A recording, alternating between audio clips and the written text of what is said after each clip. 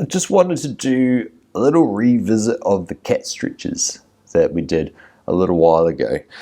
There's some really fantastic ways that we can spice things up a little bit, just add in some variability for our hips in particular, for our low back, and I also wanted to show you how to use an oval ball to have a little play with some different shoulder positions. Okay, so have an oval ball nearby. If you haven't got an oval ball, you don't need it. You can still do the same ideas just with your hand tracing along the floor. But alternatively, you could use a kid's bouncy ball, like the classic soccer-sized ball. Anything that's just going to give you a bit more fluidity with the movement. Okay, we'll just put that to the side for the moment.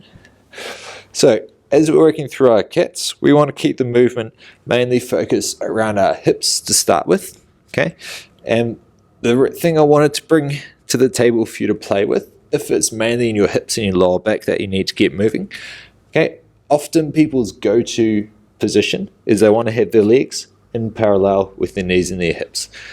And that's fantastic for the most part. It's a really good one to work with.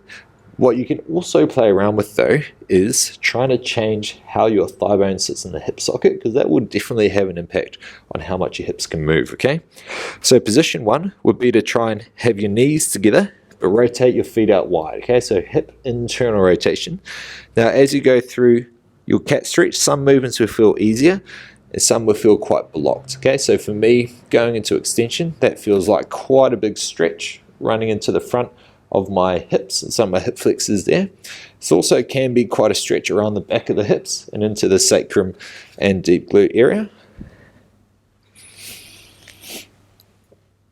Cool. You might do half a dozen or so of those. And then the other version, which is a bit harder to get into depending on how long you are. I'm going to have to turn side on, but if you're a bit shorter, you can probably just go out to the side here and do your cats with your knees out wide. For me, I'm a bit longer, so I'm going to need a little bit more width. And again, you can have your feet either in parallel, so running straight up and down the side, or you can tuck your feet up behind you into a little bit more of a frog position, okay? Whatever works for you. But again, assuming that wide position, going through your cat stretches will open up another range of stretches that you can play with.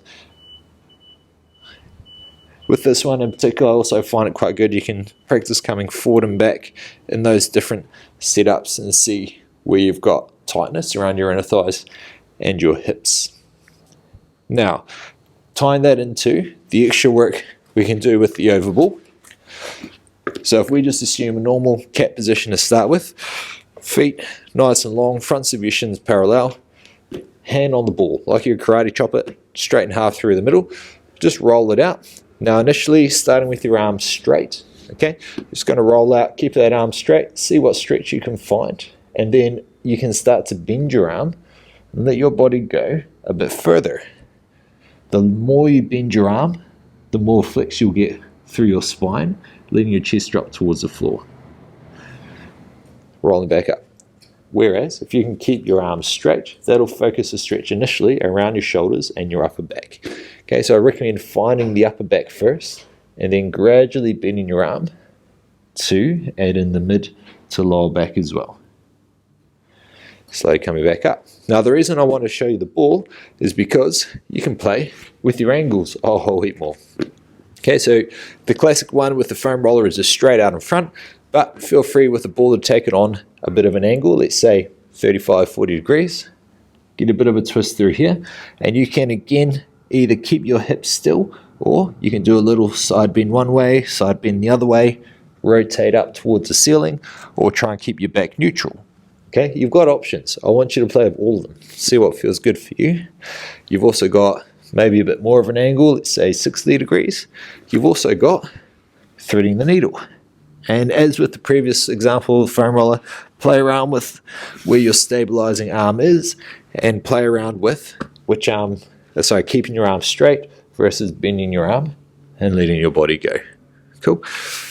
So those are the different movements you can do with the oval ball. You can also obviously again tie them into the different hip positions. So for example, knees together, feet out wide, going through a bit of a stretch. Maybe do a couple in each direction. See how that feels. Contrast it against keeping your knees out really wide. How does that change your stretch?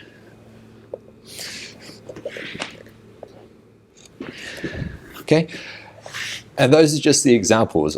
I'd expect you to do at least kind of 3 to 6 movements of each of those positions. So normal cats, hip internal rotation, hip external rotation.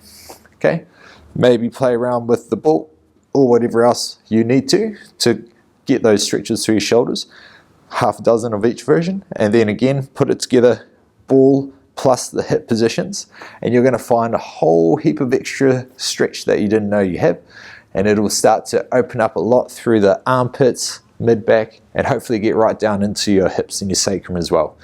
I'd recommend it a couple times a week if you can. Shouldn't take any more than 5 or 10 minutes at the most, but it's a really, really good way of just keeping everything just nice and free and moving while you're spending long periods of time sitting down at a desk or stuck traveling.